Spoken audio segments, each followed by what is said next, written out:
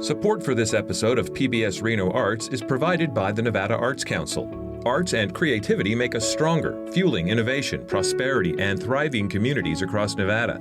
They boost our economy, promote well-being, and enhance education, empowering Nevadans of all ages. The Nevada Arts Council nurtures these essential creative forces.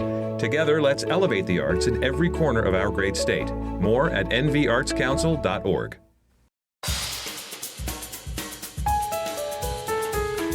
This is PBS Reno Arts. I'm Dave Santina in the studio of KPB, PBS Reno in Reno, Nevada. And today I am talking jazz, and I'm excited because Chuck Reider is here. You may have read his columns in Art Views on pbsreno.org. I certainly hope you have. I have enjoyed them for a few years now, and thank you for coming in. You bet. Thanks, Dave, for having me. My pleasure. I'm looking forward to talking to you about an upcoming Reno Jazz Orchestra performance. Yes. But also just wanted to mention you're the board president. Correct. Yeah. And, so you have all the powers that come along with that. Yeah, that's it.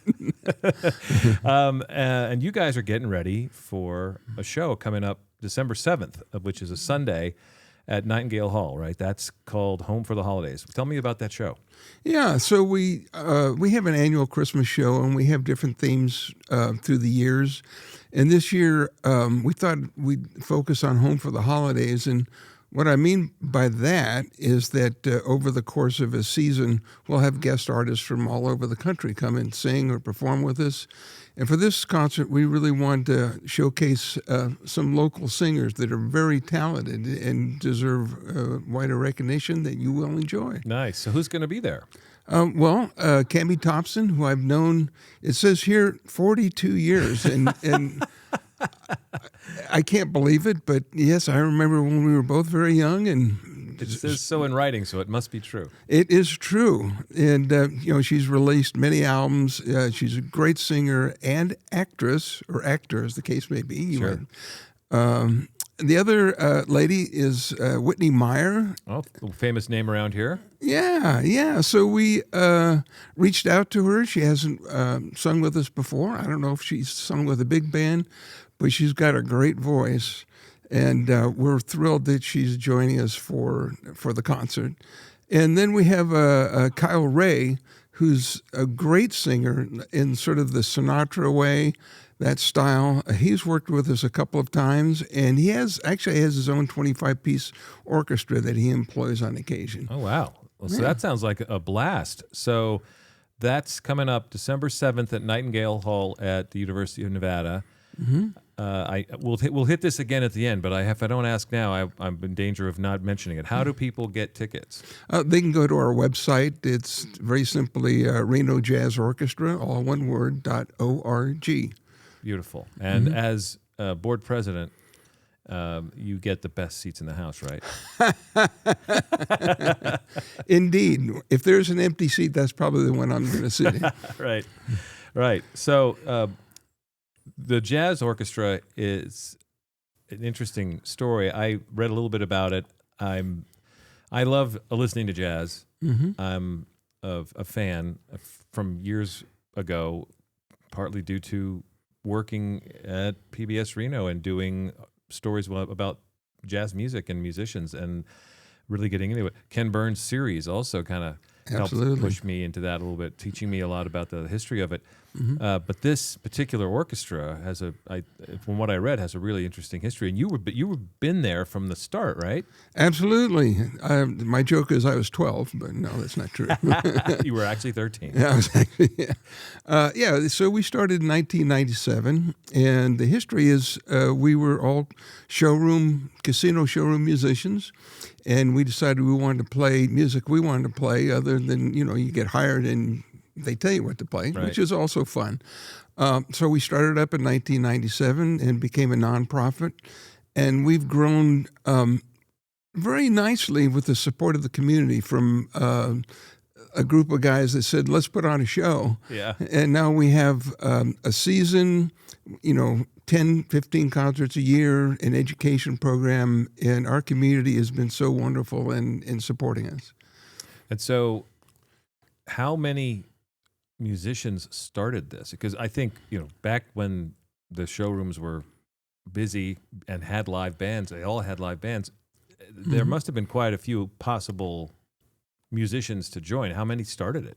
Yeah, well, the two leaders picked the folks that they liked the best out of who was available in town. Okay. And it's always been our goal to find the highest quality musicians in Reno and have them join us. And I'm just going to give a shout out to UNR because our ranks are being filled with graduates or soon-to-be graduates from the jazz program, and they are fantastic. That's great to know. And so the university's jazz program, I think, is I know they do a jazz festival every year. That's correct, yeah. But I did not realize that they had a program that focused on it. Oh, yeah. There's a jazz faculty. Larry Engstrom really got it going in the 1990s, and it's grown. And it's just great hearing these kids. I mean, and they could play. It's not like they're just trying to figure it out. When they come to us, man, they're doing it. That's fun. So how can you tell that someone's got it? Because it's, forgive my ignorance, I am not a musician. I took piano lessons for 7 years and did it grudgingly, and I wish I had not. I wish I had embraced it because I think I would have loved it. I would love it now. But I wonder about, how do you can tell someone's got the makings of a jazz musician versus any other kind? Well, technically, playing with people well. So if there's 5 saxes, they're all playing together. There's pitch. They got to be in tune and in time with everybody, which is a wonderful trick to be able to do. But in terms of improvisation, people in jazz for a while, there's a language, right? And I hear about this sort of unspoken language. Well, you learn it. It's like if you were going to learn German, you don't start out, or Moby Dick, you don't start learning English with Moby Dick, right? Right. So you start and you learn the language more and more of the inflections and some of the subtle things you can do or unique things you can do that maybe somebody else hasn't done.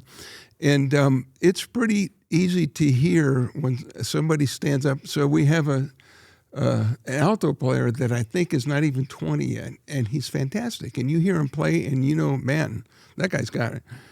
Okay. So and you have a trained ear because you've been doing this for so long. You played professionally for a long time, right? Yeah. Some say too long, but played professionally for a long time and unprofessionally for ever since. Yeah, right. So it was 40 years. I started in San Francisco in the 70s and came up here, and the showrooms ended in 1990. I played the fill for 30 years and played with the Jazz Orchestra from its start till about 2 years ago, maybe 3 years ago. Okay, so when you did, what inspired you, or what motivated you to say, I'm done playing for now? Well, to be frank, I have a muscle disease, and it's a very slow acting. And I knew years ago, before I was ever, there's a term called clamming a note. Okay. And so clamming's not good, right? So I was starting to clam notes that just simple notes. I'm going, what is going on? So. As that progressed, it was a simple decision. It's like, no, it's not. It's just not going to work anymore. Right. Do you listen and sort of have any longings there? But like, man, I'd love to play with these guys. Well, honestly, no.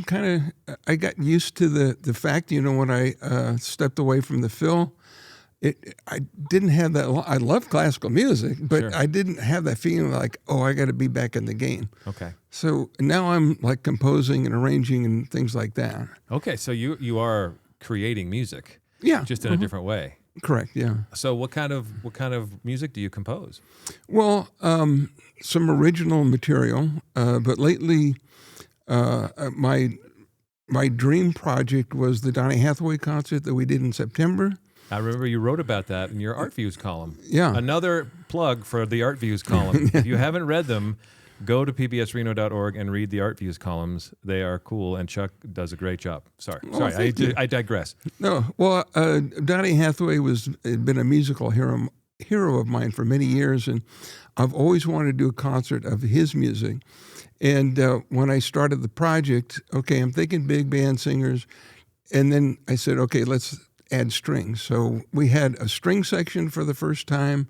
We had the full big band. We had Cliff Porter was our lead singer, who's fantastic. I love him. Yeah, I love his voice. Yeah, and 4 background singers, and we did the concert, and we recorded it. And between you and me, after we talk, I'm going to go to Cliff's studio, and the background singers are going to clean up a few things. Oh, nice. From the live concert. Nice. And so, yeah, I should mention, we're recording this on the 25th. This will be posted on December 1st, Monday from now. So when you hear this, that visit to Cliff's place has happened, and it's all been perfect. Everything was perfect. Yes. Or they're still there, and it's going like it's a nightmare. It's yeah, it won't still be going.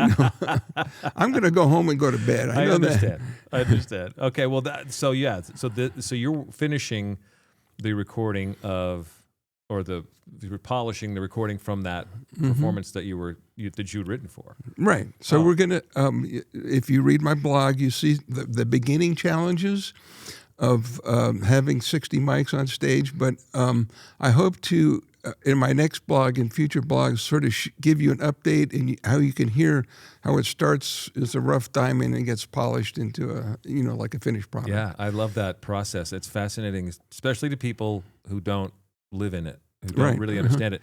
I loved the column you wrote November 14th that described the way live recording turns into an album. It was just an introduction to it, but then you shared a YouTube clip that was really fun where the sound engineer, Tom Gordon, who's a genius sound engineer, he's known up and down the West Coast and maybe worldwide that he's that good, and he's coaching the crowd to give him different types of applause specific to different circumstances so he can use it when necessary. And I thought that was fascinating. The things you don't even realize happen. And Tom is so good. He did that. We did an album there at the Nugget in 2012, and he did it back then. And I said, you got to do that again. It was fun just in itself, right? Yeah, it's really fun. It's like a show. And the crowd gets into it, and he's saying, okay, I want light golf applause. Golf clap. And then a little medium golf clap. And then somebody went too far, and he said, nope, we got to do that again and back it up. Just light, medium, and then heavy, and then every step along the way to eventually just like wild applause, and that was fascinating and fun. And I think that to me, I think of fun when I just hear jazz in general. The word jazz makes me think of a fun time. And so, what can people expect from a Reno Jazz Orchestra performance? Fun. Hey, I said that already. Oh, okay. I'm thinking. No. It's going to be, we do different types of concerts. Like Donnie was more of a popular concert. The holiday concert is a popular concert. In March, we're having this fantastic trumpet player from L.A. He does like all the recordings. He's like one of the big dudes down in L.A. Okay. And it's going to be like straight ahead big band jazz. Nice. And to me, that's exciting. I love it. And then in May, we're going to do it's going to be for Mother's Day, May 10th.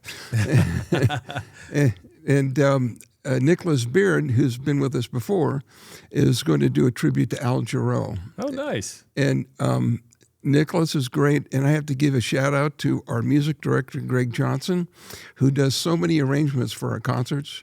And he's a great arranger, and he's also a fantastic saxophone player. And as a side note, he's a pretty fun guy. That helps. That always helps. Yeah, he likes to have fun when he's working. I like it. So you've got how many? You mentioned how many shows you do in an average year? 10 to 15. Yeah, so pretty consistently. You're going to do one. So the 3 concerts I just mentioned is a new. We started last year. We started a subscription series, so you can buy each ticket individually, or you get a discount if you buy tickets for all 3 concerts. And we intend to grow that. I'd like to make that along the lines of the Philharmonic or Chamber Orchestra, where they do 6 concerts.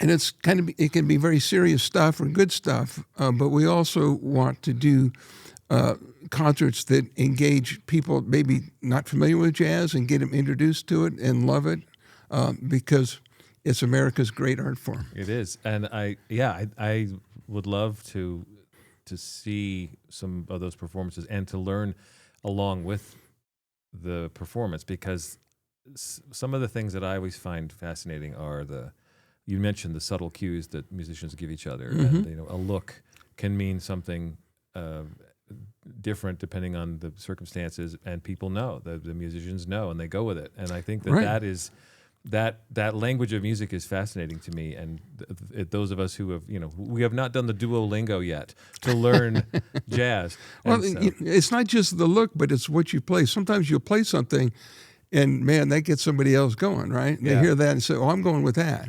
Yeah. Right. So they carry on from where it's like an improv comedy.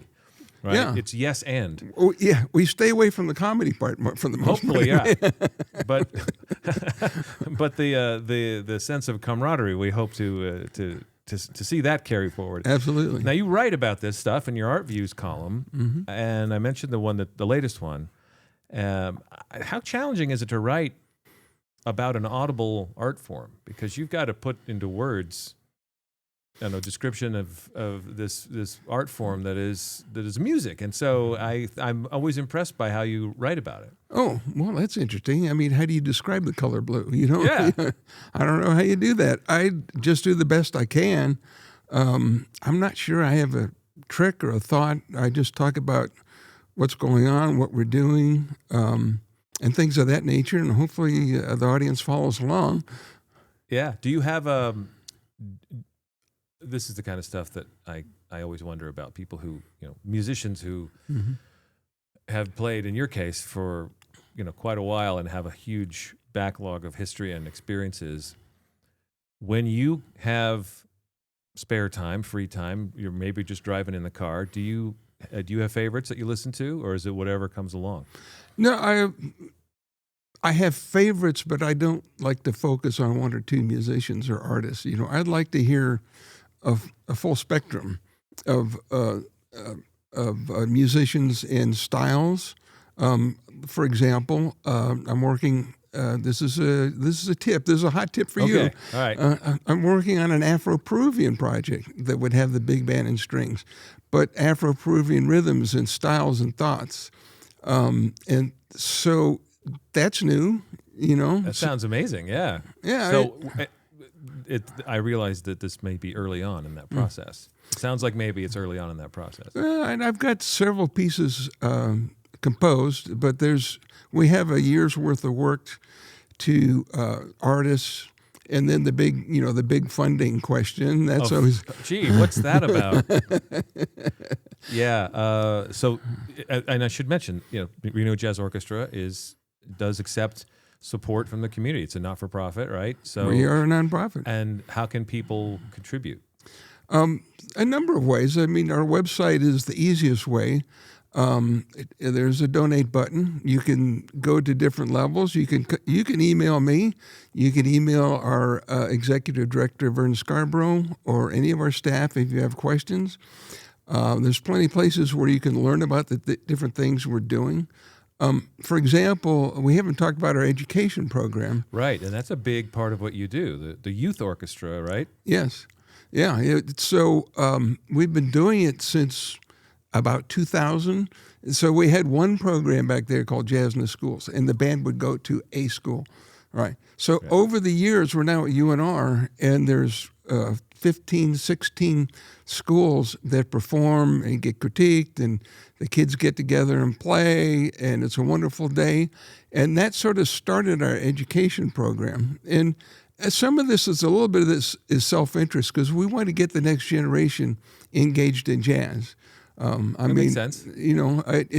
I'll say it again, it's America's art form, and we really want the next generation to embrace it.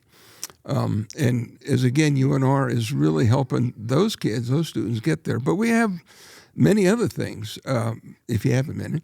Sure. That's why we're here. Okay. Well, we started something called the Mentor Program, where RJO musicians, so Jazz in the Schools one day. The Mentor Program, a high school or junior high school band director can ask for our RJO musicians to come work with the band over the course of 6, 7, 8 sessions. So they get that reinforcement. And that we usually have 8 or 9 schools that participate in that. We have a thing called Discover Jazz. And Discover Jazz is, there's no reading of music. It's all about learning by ear. Okay. So they learn the melody by ear and they learn the solo by ear. Oh. They don't read any paper. It's just all by ear. And then we have a Title I program for kids in Title I schools that may not have a band, right? So we can get them private lessons. But the thing I missed was Reno Youth Jazz Orchestra, and that's been around since 2006. And it came under our umbrella a couple of years ago. And Vern Scarborough and Karen Scarborough started it. And they did such a fantastic job that's been going on ever since. And another hot tip, for the first time, like early January, the whole Youth Jazz Orchestra is going to New Orleans and to perform at the Jazz Educators Network. How exciting. Wow. That's fantastic. Yeah. I mean, it's so, our community supports that. So, they're helping chip it in to get those kids down to New Orleans, and it's going to be a wonderful experience for them. Boy, do you get to go on that trip? No. Oh. But our executive director's going, and he's going to stick around a few more days. Just make sure everybody picked up all their stuff. I got home safely. Sure there's no extra socks under the bed. Right. Nice. Well, how would you not, get that opportunity? There's so much going on, and people can keep up to date through, I imagine, through your website. Absolutely. Through the blog. Through the blog. Through art views on pbsreno.org, but also at renojazzorchestra.org. Absolutely. So this community's been wonderful to PBS Reno, and I hope it continues to be wonderful to Reno Jazz Orchestra and keep these programs going. This sounds fantastic. Thanks for coming and talking about it. I learned things today. Good. I appreciate it. Well, I just want to tell your audience, we love you madly, from Duke Ellington's quote. Love it. Well, thank you so much for the time today, and I'm looking forward to coming out and seeing some shows. I'll save you a seat. Just call me. All right. We'll take whatever's empty, right? You and me. You got the board president special. All right. Before we go, I got to remind everybody to watch Artifacts on PBS Reno. That's via broadcast streaming on pbsreno.org or the PBS Reno YouTube channel or the PBS app. Also, read Art Views, Chuck's column, at pbsreno.org. Now, do you have a question or maybe a comment or a suggestion? If so, please send them to me at podcasts@pbsreno.org. My thanks to Chuck Reider, and thank you for listening to PBS Reno Arts. Support for this episode of PBS Reno Arts is provided by the Nevada Arts Council. Arts and creativity make us stronger, fueling innovation, prosperity, and thriving communities across Nevada. They boost our economy, promote well-being, and enhance education, empowering Nevadans of all ages. The Nevada Arts Council nurtures these essential creative forces. Together, let's elevate the arts in every corner of our great state. More at nvartscouncil.org.